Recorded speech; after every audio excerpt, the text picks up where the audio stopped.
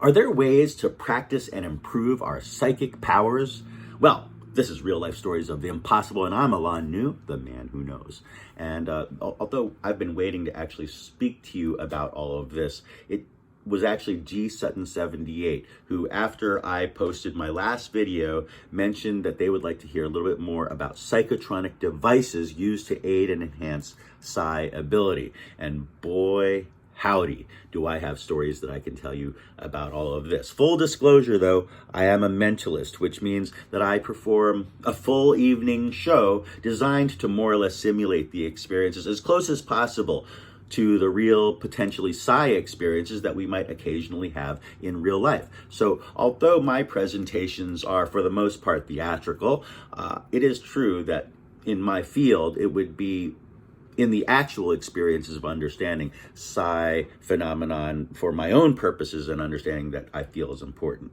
So, ding, ding, ding, ding, ding, ding, ding. You actually were able to crack open the Easter egg, G Sutton 78, and go figure, it was just Easter this last Sunday. And it opens up an entirely new subject matter for Real Life Stories of the Impossible over here, because I have a great deal to talk to you about this subject. And on this video, I'm just going to begin to peel back those layers. Now, while you're at it, please like this video, please subscribe to this page if you haven't, and please hit that little notification bell by the subscribe button, and I will continue to make videos just like this, just for you. These are my real life stories of the impossible. Now, firstly, thank you, G Sutton 78, for finding the hidden Easter egg. And just after Easter, like I said too, this is just so much that I can talk to you about with regards to improving psi ability through psychotronic devices. In other words, that I'm going to start off with this story that kind of takes us back to the 1800s, when a guy named Hans Berger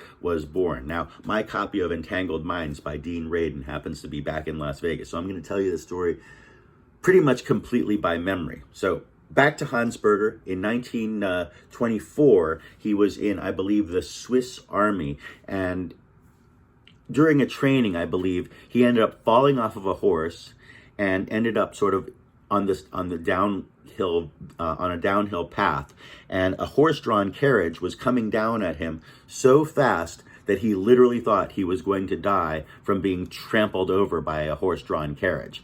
Now, his life sort of flashed before his eyes in that moment, and in that moment, he suddenly the carriage managed to steer away from him, and he managed to survive, and he didn't die from that. However, 2 weeks later, his sister from America sent him a telegram, and she said that she had this dream, and the dream was really awful, and that she thought that she needed affirmation that he was okay. And suddenly he realized that perhaps she had that dream around the same time that he was about to get run over by that horse-drawn carriage. And in doing so, he decided to, believe that maybe there was a brain transmission that could be scientifically discovered.